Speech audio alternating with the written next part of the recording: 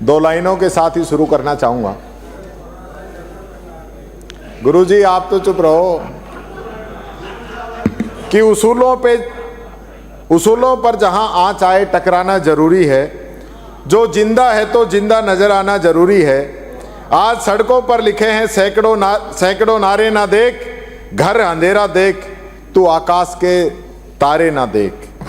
सिर्फ हंगामा खड़ा करना मेरा मकसद नहीं, सारी कोशिश यह है कि सूरत बदलनी चाहिए।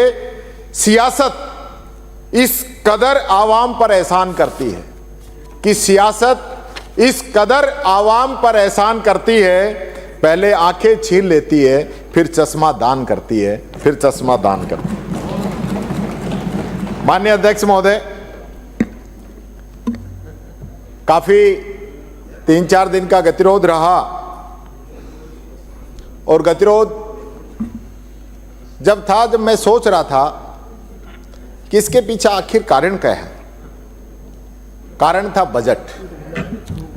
बजट में ऐसा कुछ था नहीं कि जो जनता के बीच में उसको लेके जाया जाए।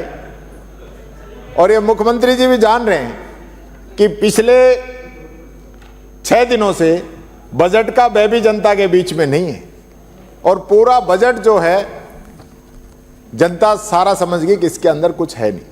मैंने भी कहा, मैंने कहा मुख्यमंत्री जी ये गतिरोध तोड़ दे, तब तक मुख्यमंत्री जी तो भले आदमी, अच्छे आदमी है। मेरी भी बात हुई, फिर मेरे को पता चला कि मुख्यमंत्री पे तो दबाव मंत्रियों का है कि सब ऐसे ही चलने दो ताकि नहीं ये क्वेश्चन पूछेंगे हमसे।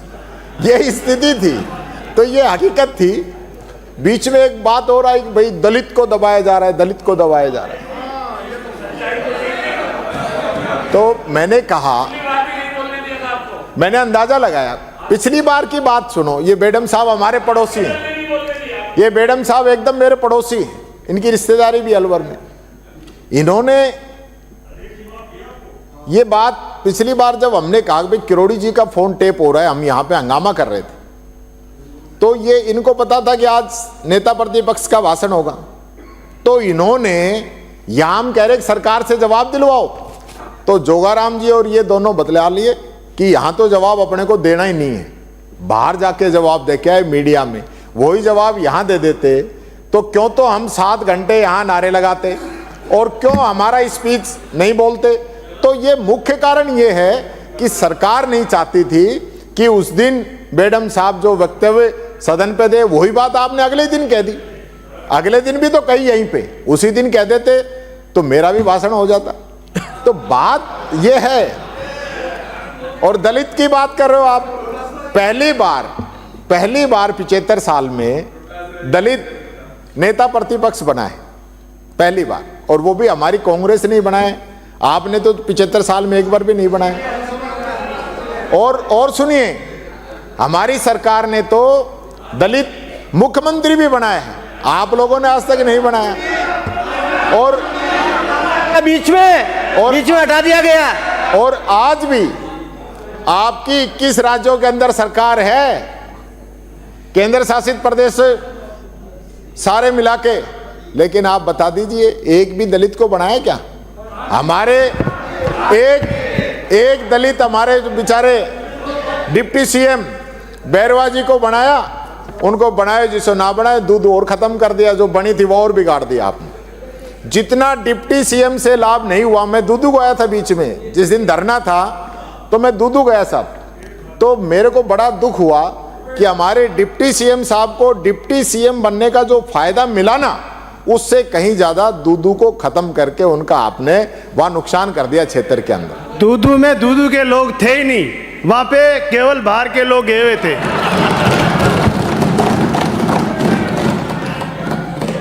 हमारी पिछली सरकार थी ना, तो मुख्यमंत्री जी 4 दलित कैबिनेट मंत्री थे, 5 आदिवासी मंत्री थे। लेकिन आपने तो, मैं कह रहा हूं डॉक्टर साहब, आपकी भी कह रहा हूं, यादव एक भी नहीं बनाया आपने। ऐसे क्यों करते हो आप लोग? हमारे महाराज जी, अभी महाराज जी को, डॉक्टर साहब को तो सही कहिए ना। तो इसलिए मैं कह रहा हूं। और ये बेडम साहब मेरे से ये भी कह रहे थे कि यार ये भी कह देना आज, ये बोलो तो कि एक गुजर कैबिनेट तो बना दे, मेरे को भी गृह राज्य बना रखो है, स्टेट ही बना रखो है, और स्टेट भी ऐसा जिसके पास स्वतंत्र प्रभार नहीं। ये ऐसा तो मत करो मुख्यमंत्री जी। भरतपुर को होके भरतपुर वालों का ध्यान नहीं रख रहे। मैं समझता हूं पड़ोसी को सबसे ज्यादा नुकसान है, या तो गुरुजी अलवर में नुकसान है या भरतपुर में नुकसान है। तो इस पे मैं समझता हूं आप जरूर ध्यान देंगे। अभी एक वाकया आया लोकसभा के अंदर, आपके गृह मंत्री ने कहा कि अंबेडकर अंबेडकर अंबेडकर एक फैशन बन गया, ये नहीं बनना चाहिए। तो मैं आपको तो वो बात अच्छी लगी होगी, लेकिन दलितों को, हमारा एक ही दलित है in union government. You don't even a Dalit ministry in your top ministries. Mister Arjun Ram Meghwal from Rajasthan is a Dalit, but he is not even a cabinet minister. This is your liking about Dalits. ये बताती है कि आप लोगों की भारत सरकार में कोई टॉप मिनिस्ट्री में दलित नहीं है। You have BJP ruling governments in 21 states and UTs, but you don't have a single Dalit chief minister about Dalits. ये बात आपको सोचनी पड़ेगी कि ये ऐसा सब क्यों हो रहा है। हमारा तो राष्ट्रीय अध्यक्ष भी दलित है। खड़गे जी हमारी पार्टी के चुने हुए प्रेसिडेंट हैं, तो आपके बीजेपी में भी मेरे को पता चला चुनाव चल रहे हैं। जोगाराम जी आप बात कर रहे हैं, देखो सर, संसदीय मंत्री बात कर रहे हैं आपस में। तो बीजेपी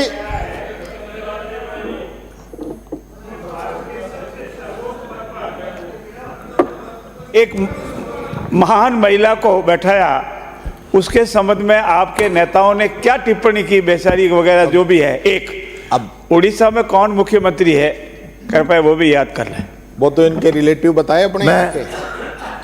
मैं आपको 12 मिनट हो गए, 13 मिनट हो गए, आप तैयारी करके आए बजट की, लेकिन बजट के खिलाफ एक शब्द नहीं बोल पाए। चिंता मत करो आप तो ये सोचो कि मैं बजट पे कम से कम बोलूं।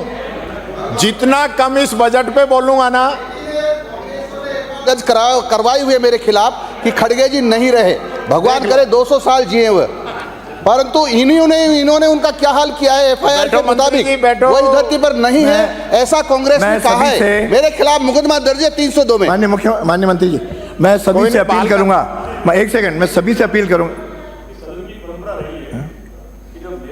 और नेता प्रतिपक्ष जब बोले तो बीच में इंटरव्यू नहीं हो, ये क्या मजाक बना रखा भैया आप सब लोगों ने। मेहरबानी करके आप प्रतिपक्ष को सुने, उसके बाद हम नेता पक्ष को सुनेंगे। माननीय सदस्य, परंपरा नहीं है माननीय अध्यक्ष महोदय, कृपया आप निर्देश फरमाएं।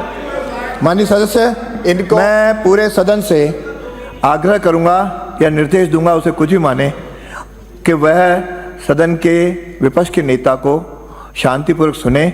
इनसे भी अपील करूंगा कि अपना भाषण केवल बजट तक सीमित रखें, बाकी भाषण होते रहेंगे। इसके लिए बहुत समय आएगा, आज तो समय भी कम है, इसलिए आप जल्दी बजट पे रखें ताकि बजट पे उत्तर भी आ जाए। माननीय अध्यक्ष जी, ये इन लोगों का मेरे से प्यार है,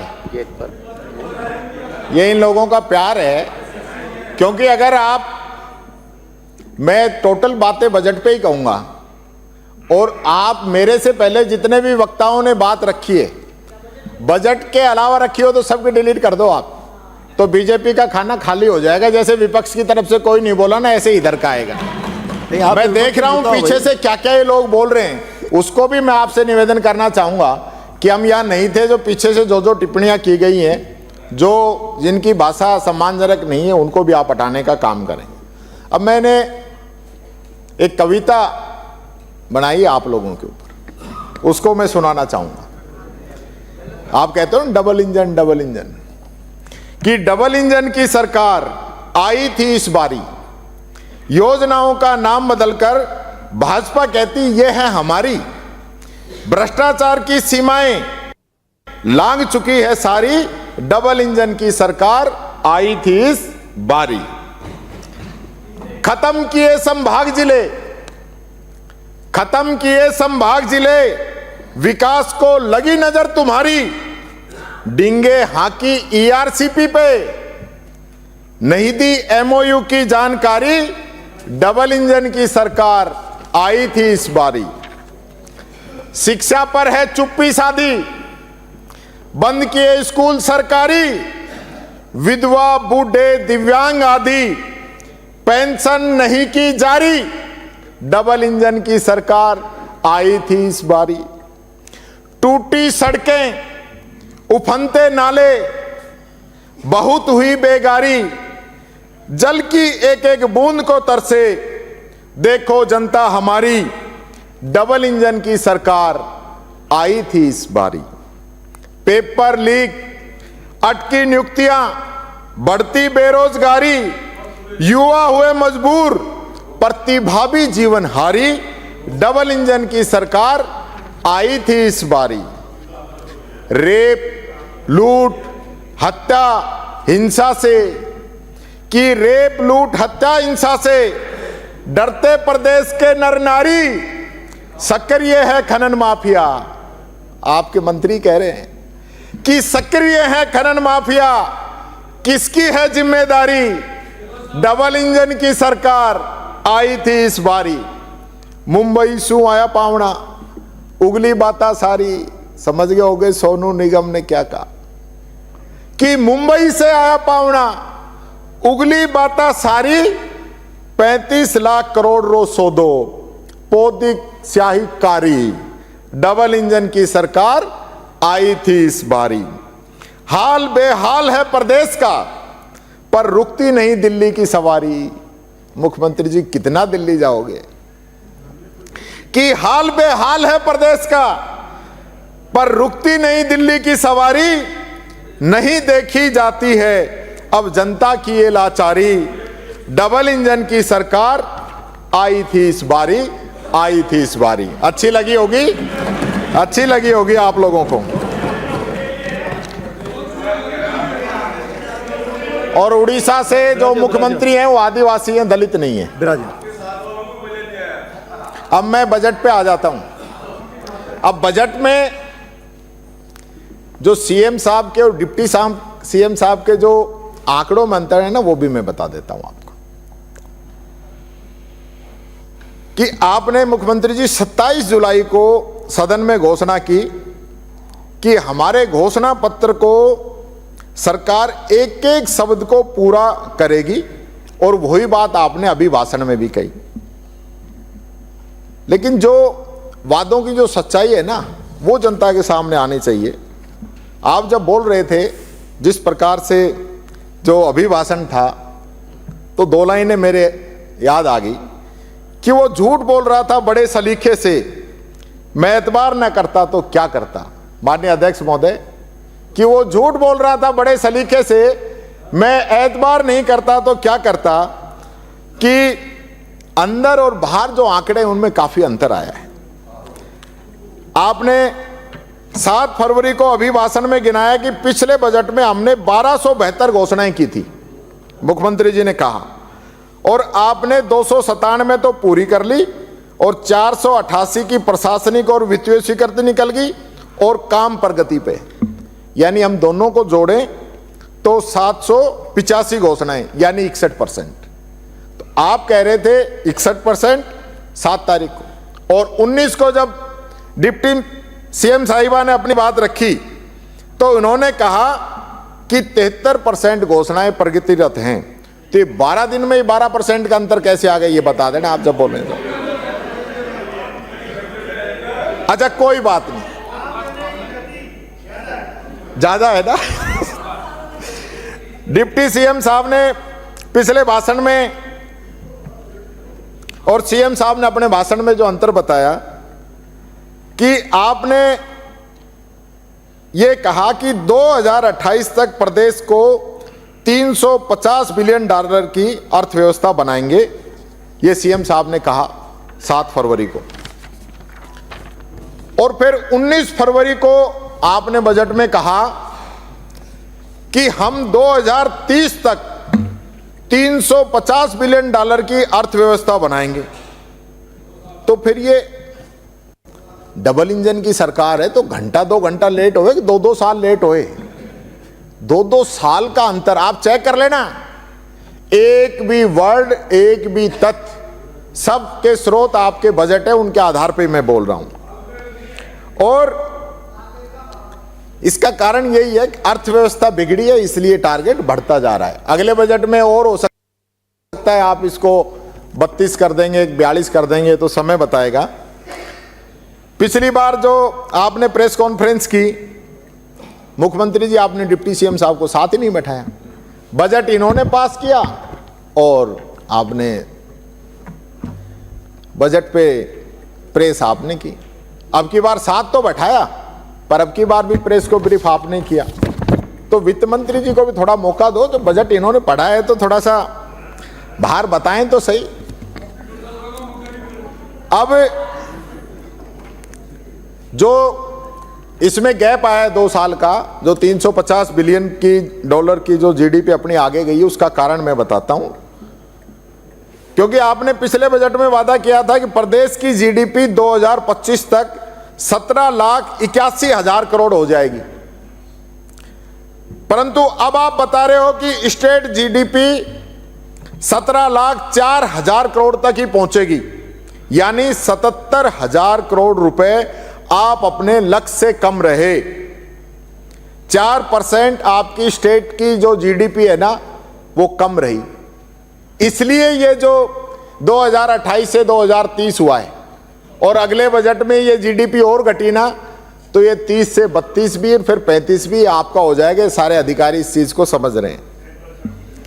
हमारी सरकार के समय में जब हम काम कर रहे थे, जो विकास की हम बात कर रहे थे, 22-23 के बजट में हमने अनुमान लगाया था कि स्टेट जीडीपी 13,34,000 करोड़ होगी, लेकिन हमारी जो नीतियां थी उसकी वजह से ये बढ़ी और 14,13,000 करोड़ रुपए तक पहुंची।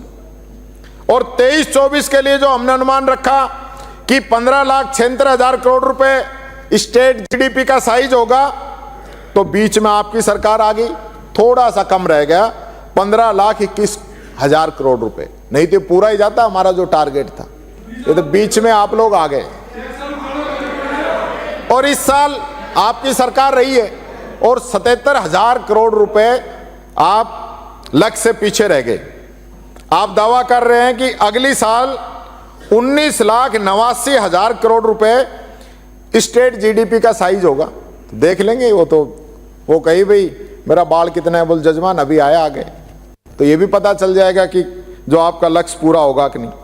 आपने पिछले बजट में राजस्व घाटे का जो अनुमान लगाया था वो 25,758 करोड़ रुपए लगाया था,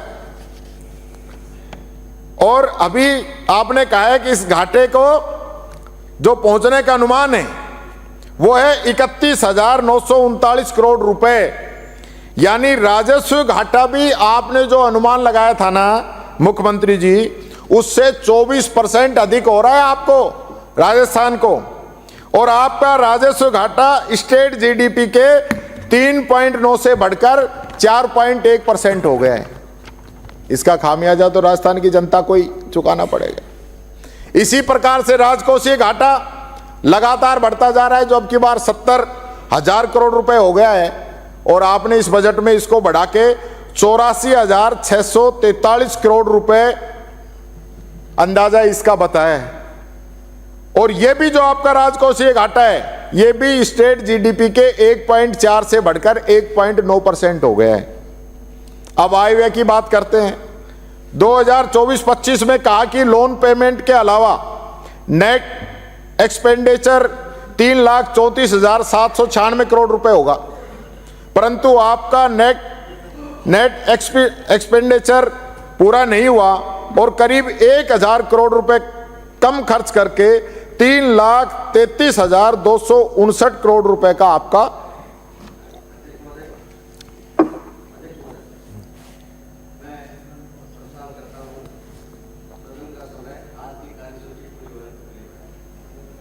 सदन का समय कार्यसूची पूरी होने तक बढ़ाया जाता है। और आमदनी की अगर बात करें तो आपने 2024-25 में नेट रिसीट जो 2,64,787 करोड़ रुपए होगी, पर आपकी रिसीट करीब 1,600 करोड़ रुपए कम रहकर 2,63,168 करोड़ रुपए ही रही। तो आप बार बार कहते हो कि हम तो इंफ्रास्ट्रक्चर पर खर्च बढ़ा रहे हैं। कैब का बजट रखा 16 करोड़ रुपए, पर आप 13% ही कम खर्च कर पाए और आपका खर्चा हुआ केवल 38,288 करोड़ रुपए। आपने खेल कला साहित्य के अंदर 65,000 करोड़ रुपए आपने लिए थे बीई में, लेकिन आरई में क्या आया? 63,516, आप खर्च ही नहीं कर पाए। ऊर्जा में 30,729 आपने बीई में लिया था, लेकिन खर्च आपने ज्यादा कर दिए 33,051, लेकिन ये पैसा जा कहां रहा है? बिजली तो आई नहीं रही, आपने कहा नेट बैंकिंग भी नहीं करेंगे, महंगी भी नहीं खरीदेंगे, तो बिजली भी नहीं आई, खर्चा भी बढ़ गया, इसका भी जरा बता देना। समाज कल्याण में 24,000 करोड़ रुपए आपको खर्च करने थे, आपने 22,797 खर्च किए, क्योंकि समाज कल्याण तो वैसे भी आपका फेवरेट विषय नहीं है, 10वें नंबर पे है। शहरी विकास में भी 16,918 करोड़ रुपए खर्च करने पड़े, उसकी जगह आपने 14,641 किए। और एग्रीकल्चर किसान, उसके भी आपको 14,544 करोड़ रुपए खर्च करने का अनुमान था आपका बीई में, लेकिन आरई में आपका 14,000 सिर्फ 36 करोड़ रुपए ही आया। यानी कि शिक्षा, समाज कल्याण, अर्बन डेवलपमेंट, एग्रीकल्चर, इन सब के अंदर जो बजट में प्रावधान था उससे कम आप लोगों ने खर्च किया। ये आम जनता का पैसा था, आप खर्च नहीं कर पाए, इस पे भी जवाब दे देना। और आपको जो टैक्स था, टैक्स में 4% की कमी आई है, आप टैक्स ही वसूल नहीं कर पाए, चाहे वो सेंटर के जो कर हैं उसके अंदर हमारा हिस्सा हो, चाहे स्टेट जीएसटी हो, सेल टैक्स हो, वेट हो, एक्साइज हो या अन्य कोई टैक्स हो, आप सब में पीछे रह गए। क्यों नहीं कर पाए? यानी आप ना पूरा टैक्स वसूल पा रहे हो, न पूरा खर्चा कर पा रहे हो, दोनों ही चीजों में आप फेलियर हैं, दोनों ही चीजें पूरी नहीं कर पाए जो आपने बजट में अनुमान लगाया।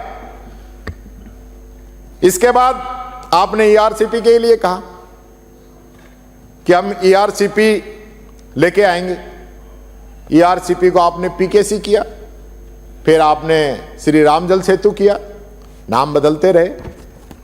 आज एक बात पूछना चाहूंगा, एमओयू हमने मांगा, आपने नहीं दिया, यही मांगा था आपने, यहीं पे मना किया।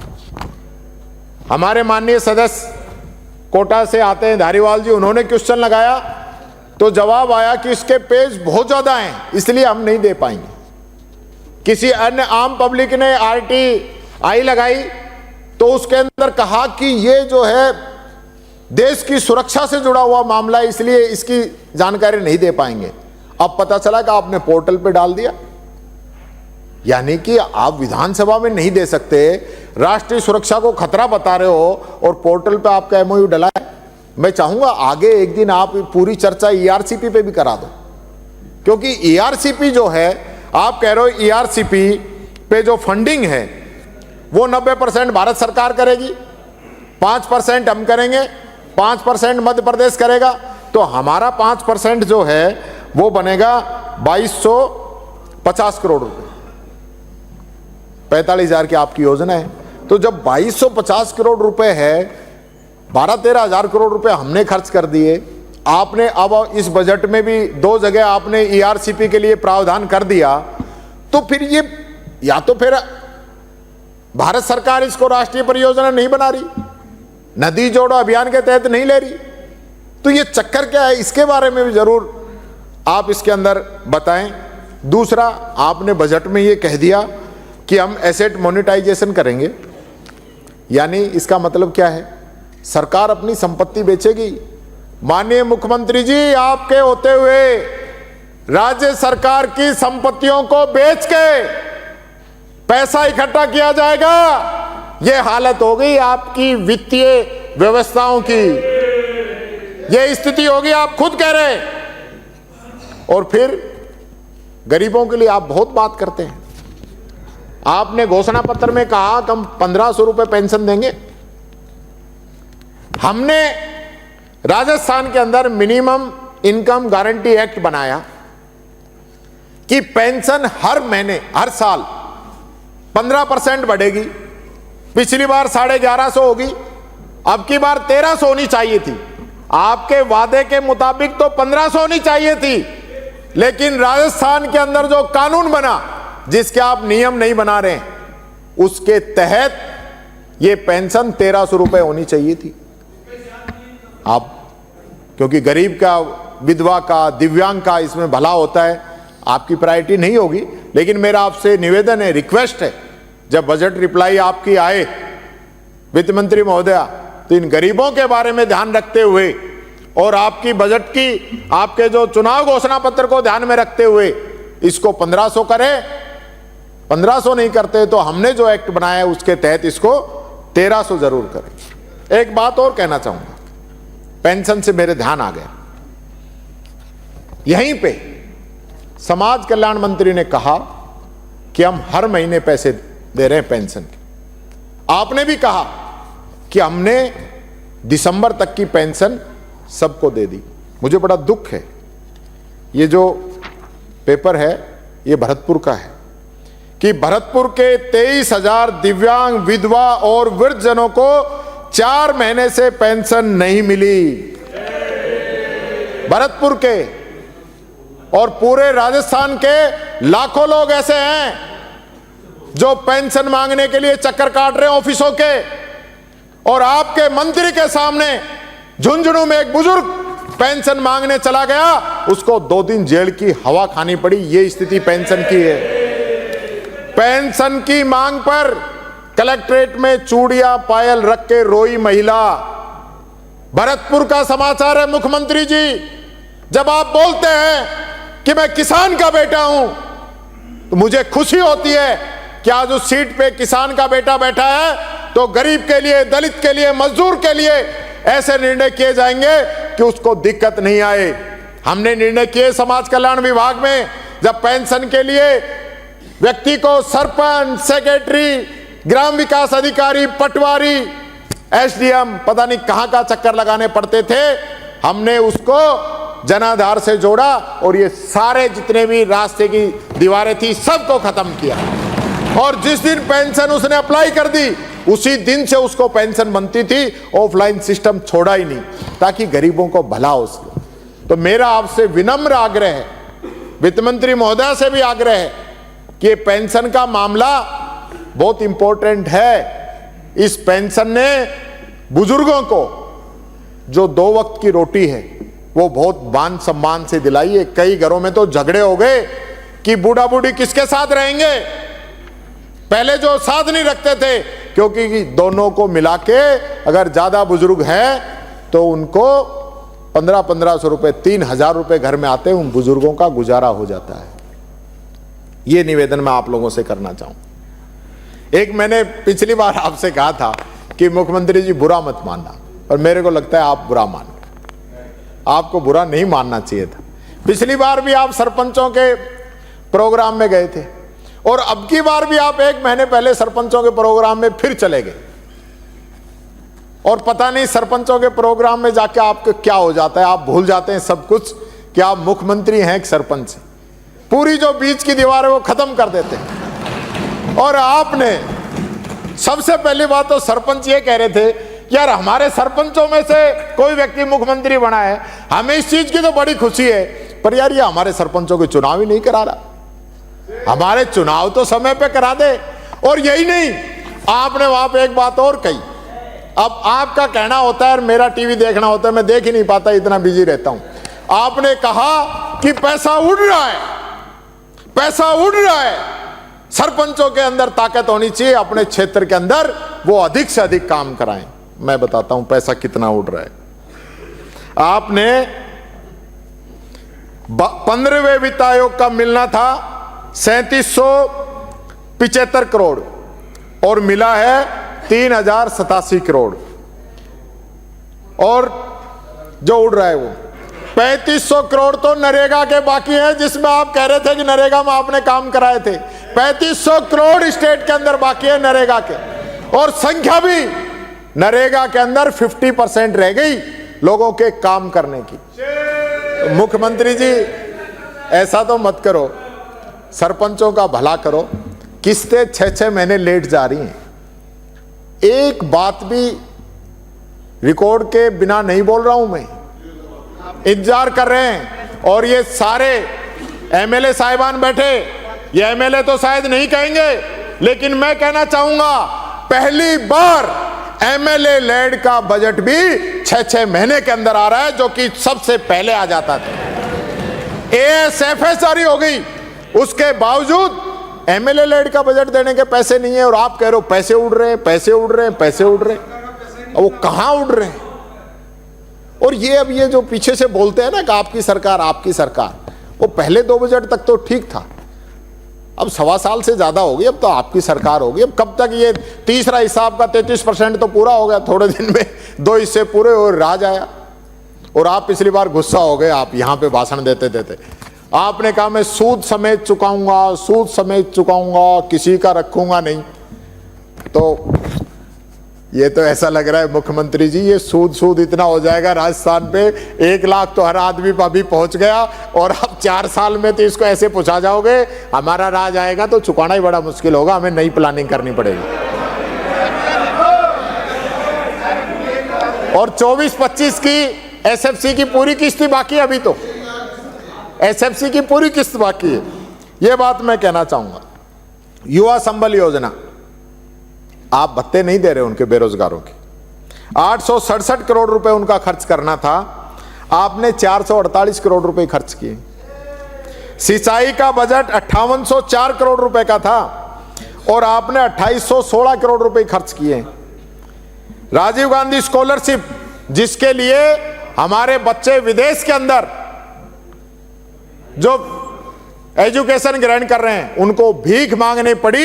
आपके बजट के अंदर 225 करोड़ थे, लेकिन आपने मात्र 81 करोड़ रुपए खर्च किए हैं। वो पैसे उनको मिल जाते तो हमारे भारत देश के लोगों को, हमारे राजस्थान के लोगों को विदेश के अंदर भीख नहीं मांगनी पड़ती, हमारे उन युवा साथियों को।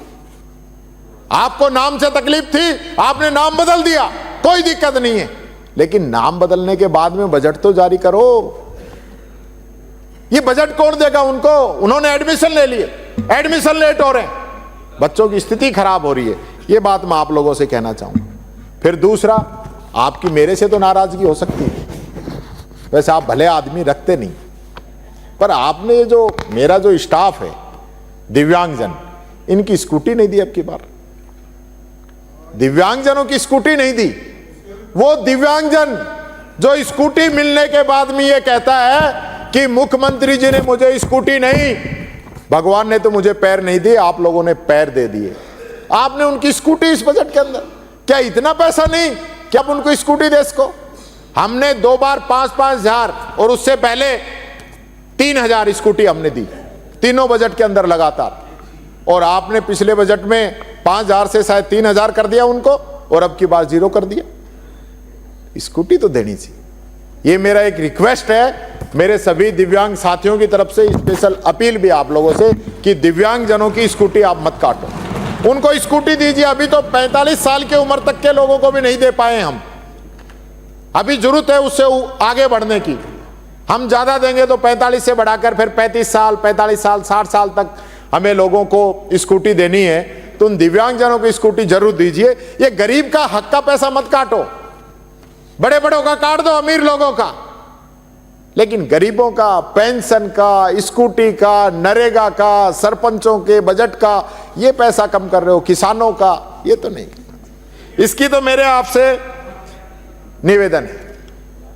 8वें वेतन आयोग के लिए जो हमारे कर्मचारी है ना, वो बाट देख रहे हैं कि आपने अभी तक कमेटी नहीं बनाई। दिल्ली में तो कमेटी बना दी आपने, क्योंकि दिल्ली में चुनाव थे। अध्यक्ष महोदय, दिल्ली में कमेटी बन गई, राजस्थान के कर्मचारी वार्ड देख रहे हैं। अभी तो सिर्फ कमेटी बनानी है, पैसा तो जब आप दोगे जब दे देना, कमेटी तो आप बना दीजिए। कम से कम कर्मचारियों का इतना तो आप ध्यान रखें, ये निवेदन मैं करना चाहूंगा।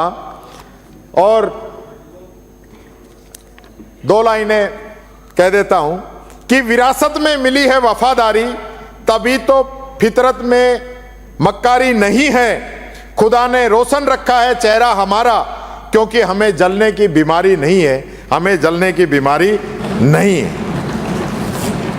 आपने मुख्यमंत्री जी, आपने कहा कि राजस्थान के अंदर इकोनॉमिक रिवाइवल टास्क फोर्स बनाएंगे। आपने टास्क फोर्स बना दी, लेकिन अक्टूबर 24 में ही बना दी थी। आज तक आपको इतना समय नहीं मिला कि उसकी आप एक मीटिंग तो कर लें, क्योंकि आपको दिल्ली जाने से फुर्सत नहीं है। मैं समझता हूं इनकी मीटिंग तो आप कब करेंगे। आपने वित्त मंत्री जी ने कहा था कि पिछले सरकार में जो कमियां रह गई थी वो हम सही करेंगे, तो मेरे को तो लगता नहीं कि आपने हमारे प्रबंधन की तो इतनी यहां पे कमियां गिनाई और आपका वित्तीय प्रबंधन तो एकदम फेल हो गया। ऐसा लग रहा है जैसे कर्ज लेकर घी पी रहे हो आप लोग। कर्ज लेकर घी पीने वाली बात जो है, मुझे खुशी होगी और मैं चाहूंगा कि मेरे जो जो क्वेश्चन है उन्हीं पे जवाब दिया जाए तो मुझे बड़ी खुशी होगी, क्योंकि आप जैसे और हमारी वित्त मंत्री हैं तो निश्चित तौर पर आप इस चीज का फायदा हमें मिलेगा। अब आप आ जाइए कर्जे के अंदर।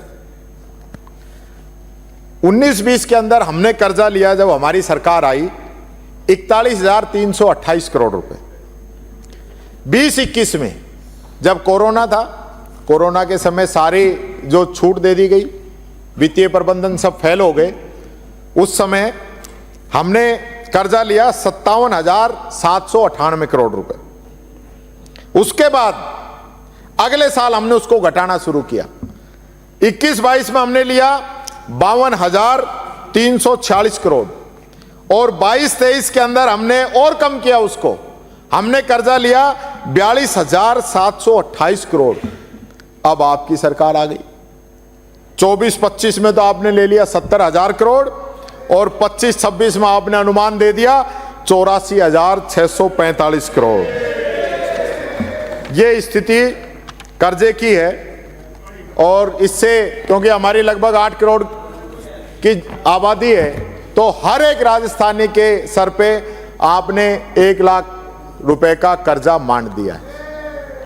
अब आप कह रहे हो हमारी प्लानिंग, आपका वित्तीय प्रबंधन 2024-25 के लिए आपने अनुमान लगाया है कि स्टेट जीडीपी जो है 35.97% ही कर्ज होगा, पर रिवाइज आरई के अंदर आपको ये बढ़ के 37.65% निकल के आ गया। यानी अब जो एफआरबीएम की जो लिमिट है आखिरी 38.20 उस पे भी आप पहुंच गए हैं। अब लिमिट क्रॉस करने वाले हैं। स्थिति क्या होगी मुख्यमंत्री जी, ये आप जरूर इस बात को समझें।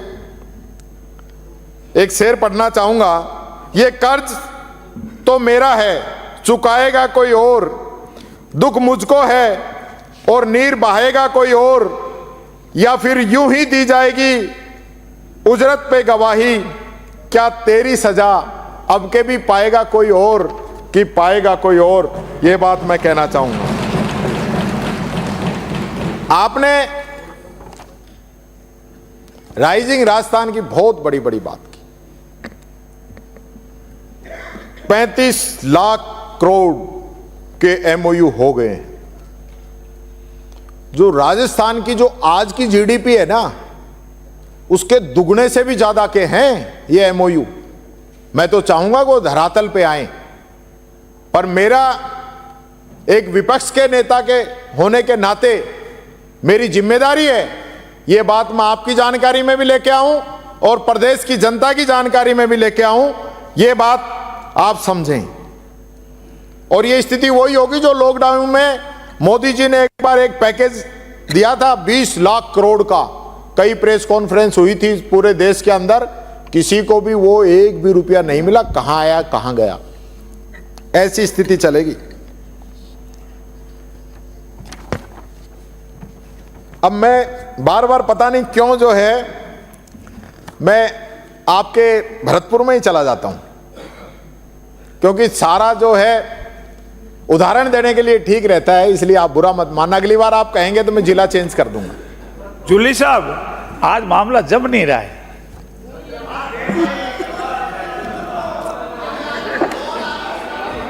क्योंकि राइजिंग राजस्थान के अंदर वैसे तो ऐसे ऐसे एमओयू हुए हैं कि एक पक्ष का तो एमओयू है, दूसरे के साइन ही नहीं है।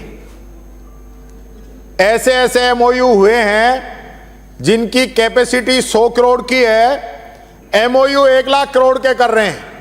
इनकी भी जरा छटनी करवा लेना।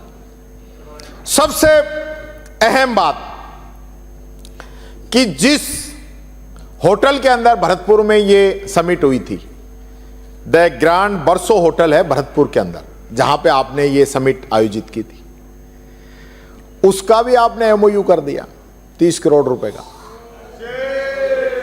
यानी होटल तो बन गया, आप मीटिंग कर रहे हो और उसी का एमओयू कर दिया 30 करोड़ रुपए का। जिंदल हॉस्पिटल भरतपुर, उसका 80 करोड़ रुपए का एमओयू कर दिया, वो भी 6 महीने से काम चल रहा है गुरुजी। सैनी होटल और रिसोर्ट भरतपुर 20 करोड़ का एमओयू किया गया है, होटल का काम 50% पूरा हो चुका है।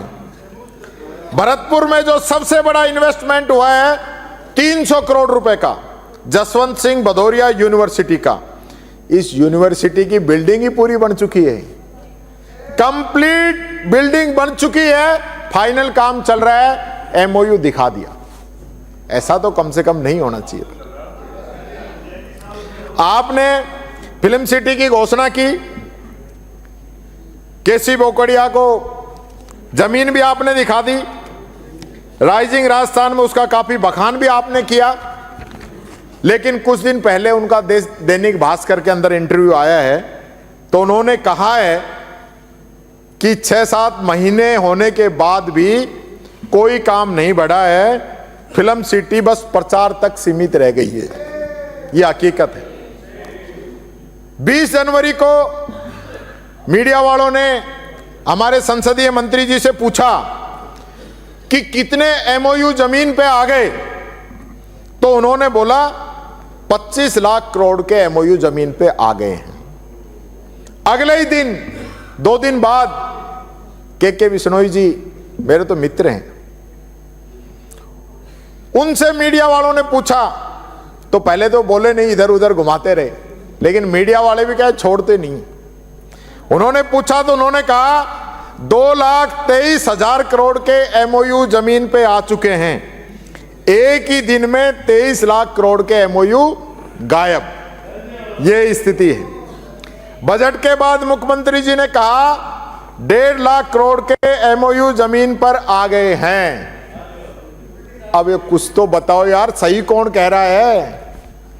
3 लोगों के बयान, तीनों ही अलग अलग, और ये तो रिकॉर्ड की चीजें हैं मुख्यमंत्री जी। जो एक आदमी बोलेगा वही बोलनी चाहिए, तो आगे से इनको जो प्रेस नोट आप दो वो इस हिसाब से दो कि अलग अलग नहीं बोल सके। और मैं आपसे एक निवेदन करना चाहूंगा, आप भले आदमी हैं, मन भी आपका अच्छा है, तो ये जो हम लोग जो आरोप लगा रहे हैं, आप एक व्हाइट पेपर जारी क्यों नहीं कर देते इस एमओयू पे? श्वेत पत्र जारी कर दें तो दूध का दूध पानी का पानी हो जाएगा, सबको पता चल जाएगा कि कितने के एमओयू है, कहां है। ये एमओयू सफल होने चाहिए, ये भी मैं चाहता हूं, लेकिन इस चीज का फायदा जो है ना, कुछ लोगों को ही हो रहा है। इस चीज का भी आपको ध्यान रखना है। ये पूरे प्रदेश के हित की बात है कि कहीं कुछ लोग अपने फायदे के लिए इसका दुरुपयोग नहीं करें। एक बात और कहना चाहूंगा, आप भरतपुर से आते हैं, आपके टारगेट भरतपुर नहीं है, बात को समझो। पूरे राजस्थान के अंदर जाट समाज को आरक्षण मिल गया, लेकिन भरतपुर और धौलपुर रह गया। इन जगह पे भी, दोनों ही जगह के जाट समाज को आरक्षण दिया जाए। आपके मुख्यमंत्री होते हुए नहीं मिलेगा तो कभी नहीं मिलेगा। हमारी जब सरकार थी,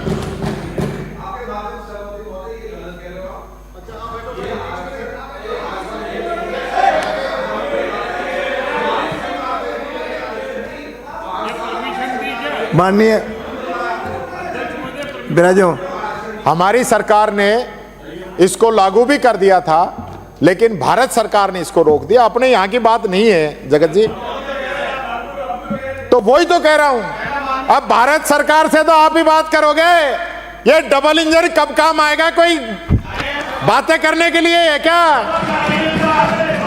और आपके कैबिनेट मंत्री जो जलदाय मंत्री है, ये मिले भी थे और इन्होंने उनसे वादा भी किया था कि भजनलाल जी इस बात को लेकर गंभीर हैं, जल्दी इसको कानूनी रूप से सकारात्मक लागू करेंगे। ये कोई बहस का विषय नहीं है, पर लागू होना चाहिए, मेरा तो ये निवेदन है। हमारे माननीय जो सदस्य जगत सिंह जी कह रहे थे, ये बात मैं कहना चाहूँगा। एक बात, जो छात्र संघ चुनावों का मुद्दा है, यहाँ पे आप आसन पे विराज रहे हैं, आप आसन पे विराज रहे हैं, आप स्वयं छात्र संघ चुनाव से निकल के आए। अशोक गहलोत जी, हरीश चौधरी जी, मनीष यादव जी, मुकेश भाकर जी, विकास चौधरी जी, राजेश जोशी जी, प्रताप सिंह जी, राजकुमार शर्मा जी, हनुमान बेनीवाल जी, महेंद्र चौधरी जी, अशोक लाहौटी जी, अरुण चतुर्वेदी जी, ये सारे लोग जो है, बाबू सिंह राठौड़ जी, और भी काफी लोग हैं जो छात्र संघ चुनाव से निकल के आए हैं। तो आप उन बच्चों पे लाठियां बरसाना, उन पे मुकदमे लगाना, वो आप बंद कीजिए, ताकि और उन बच्चों को छात्र संघ चुनाव कराकर राजनीति जीवन के अंदर उनको आने का भी मौका दीजिए। ये बात मैं कहना चाहता हूं। दूसरा, अब जल जीवन मिशन पे आते हैं अपन। जल जीवन मिशन भारत सरकार ने शुरू किया। मुख्यमंत्री जी, मुख्यमंत्री जी, नो पंडित जी, अपन अलवर में लड़ लांगा नहीं, यहाँ की जरूरत है यार, कोई बात नहीं, कोई बात नहीं। माननीय मंत्री जी, आप अध्यक्ष जी, ये मंत्री, आप जो सत्ता आती जाती माया है, सदा नहीं रहनी, इसलिए सत्ता के अंदर भी आदमी सहनशील रहे तो अच्छा है। अब ये यहाँ बोलने की अनुमति नहीं है बीच में, माननीय मंत्री, कोई बात बैठे नहीं। जल जीवन मिशन जब भारत सरकार ने शुरू किया कि 2022 तक सब जगह घर घर नल लगेगा, इससे पहले भारत सरकार की जो योजनाएं थी वो 90-10 के रेशो के अंदर थी। 90% पैसा भारत सरकार से आता था और 10% पैसा राजस्थान सरकार देती थी। लेकिन भारत सरकार के निर्देश थे कि 45% पैसा भारत सरकार देगी, 45% पैसा राजस्थान सरकार देगी और 10% पैसा पब्लिक देगी। ये नियम बना के इन्होंने इसको लागू किया, क्योंकि और राज्यों के अंदर ये औसत जो आती है 300-400 रुपए आती है, लेकिन हमारे यहाँ मरुस्थल के अंदर जिस प्रकार की स्थिति है, एक एक कनेक्शन में 20 से 25 हजार रुपए तक भी इसकी जो लागत आ रही थी। हमने 90-10 की डिमांड की, आप लोगों ने नहीं माना। यहां बहुत अभियान चलाया आप लोगों के द्वारा कि जेजेएम के अंदर भ्रष्टाचार हो गया और काम नहीं हुआ और पता नहीं क्या क्या जो नहीं कहना था, आप लोगों ने कहा कि हम जो पैसे दे रहे हैं वो पैसे आप लोग नहीं खर्च कर पा रहे। अब मैं आपको एक आंकड़ा बताता हूं जो भारत सरकार ने जारी किया है। भारत सरकार ने वर्ष 2024-25 के लिए जो जल जीवन मिशन है, इसका बजट 70,163 करोड़ रुपए रखा था।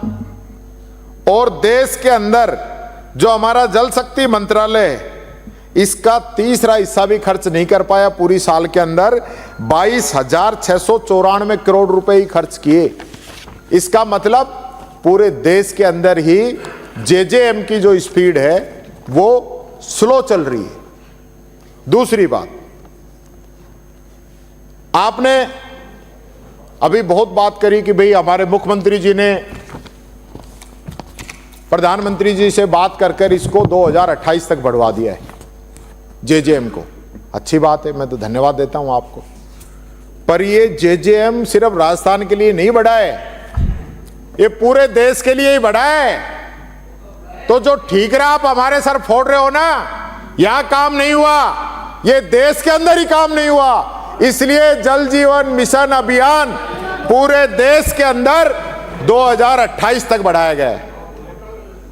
घोटालों की बात कर लो, घोटालों की बात कर लो। अब यार मेरी एक बात समझ में नहीं आती, अब 1.25 साल हो गए तो वो घोटाले खुलेंगे कब? हमारे समय में जेजेएम का जो काम हुआ, हमारे जो इसके एसीएस थे, आज वो सीएस हैं, राजस्थान के हैं, इनको तो सारा ही पता होगा डिपार्टमेंट में कहां कहां घोटाले हुए हैं। तो इससे बेटर कौन बता सकता है? जब हम लोग खुले मन से, चौधरी डडजा, खुले मन से जब हम कह रहे हैं कि आपको किसी अधिकारी दीर्घा में बैठे को नाम से संबोधित नहीं किया जा सकता और उनको कोर्ट वैसे मैंने नाम लिया नहीं है, इसको डिलीट फरमाओ। नहीं, आपने मैंने नाम लिया नहीं है। सीएस और एचएस, ये डिलीट करना पड़ेगा। नाम लिया नहीं है।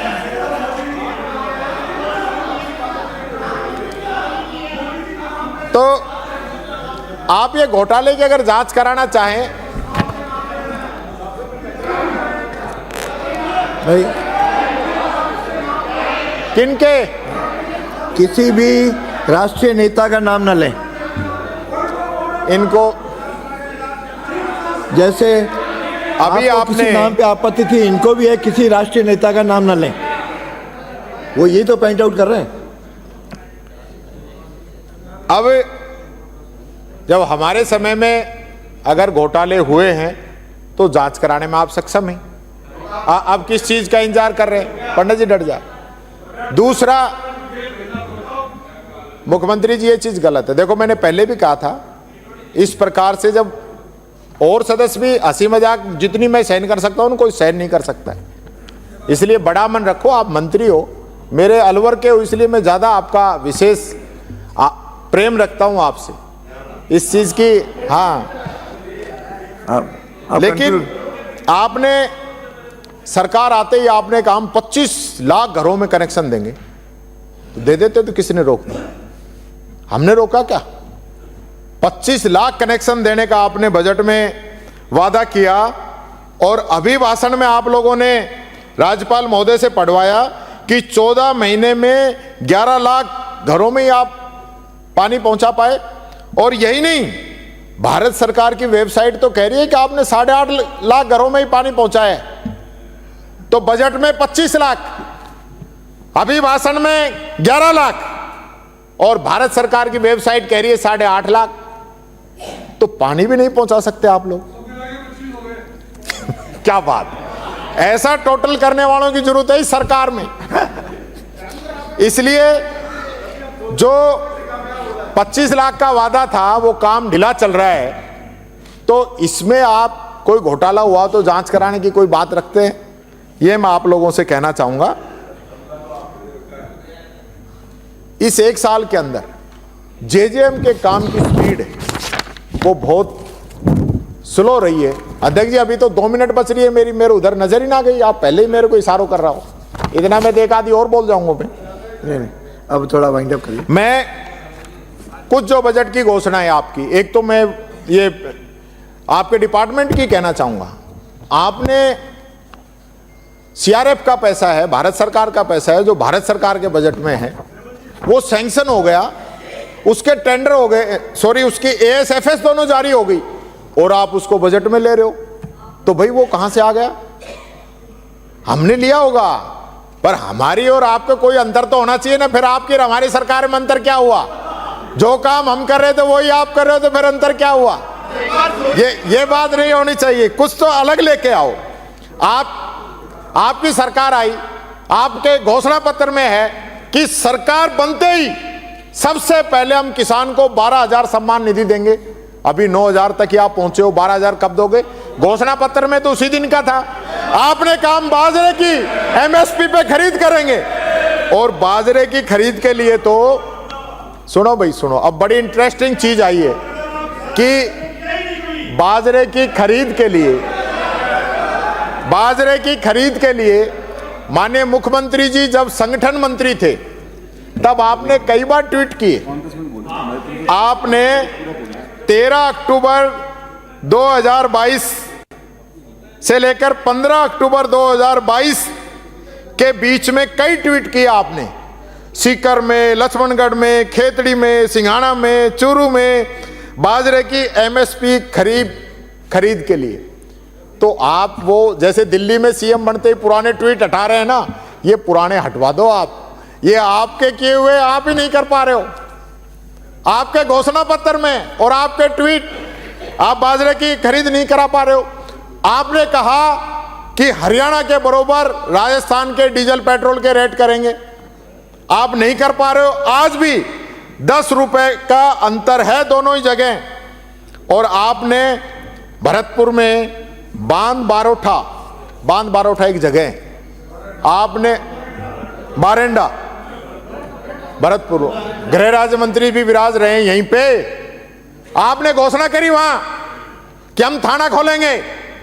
भरतपुर में ही थाना ना खुलो अब तक, तो और कहीं कैसे पूरी होंगी घोषणाएं, ये मैं कहना चाहूंगा। आपने भरतपुर, बीकानेर, अजमेर इंजीनियरिंग कॉलेजों को राजस्थान इंस्टीट्यूट ऑफ टेक्नोलॉजी बनाना था, लेकिन सिर्फ इनका नाम बदला, कोई काम नहीं किया। इसी प्रकार से आपने गेहूं को 2700 रुपए में खरीद की कही, आज तक 2700 में नहीं खरीदा। बीकानेर संभाग में नहर का पानी बंद होने से किसान धरने पे हैं। 450 में सिलेंडर की जो घोषणा की, लोग सब्सिडी के लिए घूम रहे हैं। एसटी कोष में आपने 1750 की घोषणा कर दी, करोड़ रुपए की, 1750 करोड़ की घोषणा कर दी, लेकिन पिछले बार के 1500 करोड़ में से एक पैसा भी खर्च नहीं हुआ। इसी प्रकार से आरसीडीएफ को दूध बेचने पर 5 लीटर की सब्सिडी है, 4 महीने हो गए लोगों को, पशुपालकों को पैसा नहीं मिल रहा है। और जयपुर के अंदर आपने 2173 करोड़ रुपए के 4 फ्लाईओवर, 3 एलिवेटेड, 3 आरओबी, 1 अंडरपास की घोषणा की। सिर्फ 160 करोड़ रुपए जारी हुए हैं और 2 प्रोजेक्ट के ही टेंडर हुए हैं, सारा सब पेंडिंग है। श्याम बाबा, खाटू श्याम बाबा के 100 करोड़ की घोषणा थी, कुछ नहीं हुआ। पीएम मातृ योजना में वित्तीय सहायता 5000 से 8000 की जाएगी, किंतु सिर्फ 6500 ही किया है। प्रत्येक संभाग में Rajasthan institute of medical science खोलने की घोषणा की, लेकिन वो तो छोड़िए, अभी तक आरयूएचएस में ये इंस्टीट्यूट नहीं खुल पाया है। वीसी तक की नियुक्ति आप लोग नहीं कर पाए हैं। आपने महाराणा प्रताप स्पोर्ट्स यूनिवर्सिटी खोलने की घोषणा की, कोई पता नहीं। आपने वादा किया आंगनवाड़ी कार्यकर्ताओं को 13000, मिनी आंगनवाड़ी कार्यकर्ताओं को 7500, सहायिकाओं को 6500, आशा कार्यकर्ताओं को 6000 दिया जाएगा मानदेय, वो अब तक पूरा नहीं। आप कहते थे जो किसानों की जमीनें नीलाम हुई हैं उनको मुआवजा देंगे, 1 रुपया किसी को दे दिया हो तो आप बता दीजिए। आपने कहा था कि पिछली सरकार का जो भ्रष्टाचार हुआ है उस पर श्वेत पत्र लेके आएंगे, वो आपने अभी तक जारी नहीं किया, उसको जारी कीजिए। ये मैं आप लोगों से अपील करना चाहूंगा। और हमारे यहाँ पे लास्ट में 1 मिनट में अपनी बात खत्म करना चाहूंगा, मेरा समय थोड़ा ऊपर हो गया। आपने मिनिमम गारंटी एक्ट इनकम का राजस्थान के अंदर बना है, वो लागू नहीं किया। गिग वर्कर कानून, जिसके लिए न्यूयॉर्क टाइम्स के अंदर भी राजस्थान की बढ़ाई हुई है, उसके नियम लागू नहीं किए। भारत सरकार ने भी उसके लिए कहा है, आपने भी बजट के अंदर 250 करोड़ रुपए किए हैं, लेकिन वो कानून अभी लागू नहीं हुआ। राइट टू हेल्थ जो कानून हमने बनाया वो लागू नहीं हुआ। और किसान ऋण सहायता राहत आयोग हमने बनाया, उसको भी आगे बढ़ाने का काम कीजिए। यही बात मैं कहता हुआ अपनी वाणी को विराम देता हूं और अंत में मैं धन्यवाद देता हूं माननीय अध्यक्ष महोदय आपको, जो आप लोगों ने मुझे बोलने का मौका दिया। ये बजट एक प्रकार से नीरस, पूरे प्रदेश को भ्रमित करने वाला, आंकड़ों का मायाजाल, धरातल पे कुछ नहीं है और हर राजस्थानी को 1-1 लाख के कर्जे में डुबोने वाला बजट है। इस बजट की मैं निंदा करता हूं। जय हिंद, जय भारत। माननीय